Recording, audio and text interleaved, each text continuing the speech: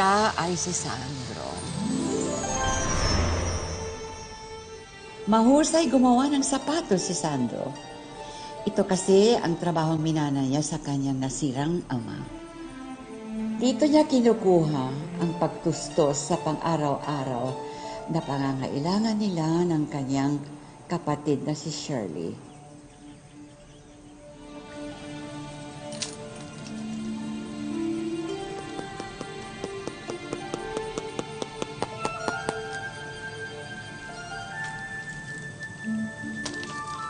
Uy! Uy! Kuya, break din pag may time. Tsaka ito, ang dala akong snack natin. Favorite natin yan. Ano to? Wow, pansit? Tara! Ito talaga. Akala ko pa naman pansit yung dala mo.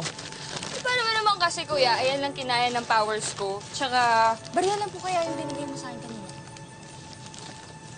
Kaya mo. Pag ito, nabenta ko to. Bibilang kita, hindi lang pansit.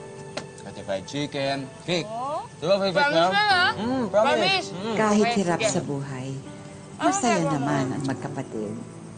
Pero hindi maialis kay Sandro ang mangarap na isang araw, giginhawa din sila ng kapatid niyang si Shirley.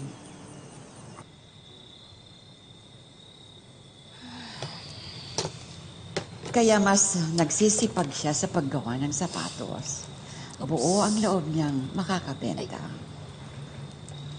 O, kuya, pwede mo na ulit siya suotin. Wala nang bintana. Ba, galing ah. Thank you ah. Welcome.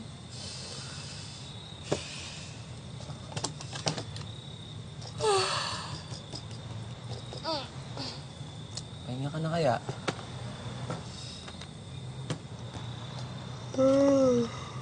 Oo, ikaw rin kaya. Tignan mo, magpahinga ka na rin kaya. Kanina ka pa nagtatrabaho dyan. Hindi pwede.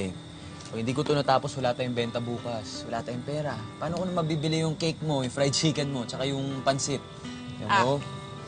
Kuya, meron akong alam na pwede natin kainan yan. Na libre pa. Oh? Oo! Saan? Saan yun?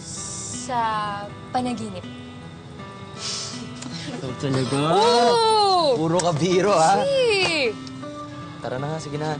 Tulog na tayo. Pahinga na tayo. Higising na lang ako na maaga bukas para tapusin to. Tara na. Okay.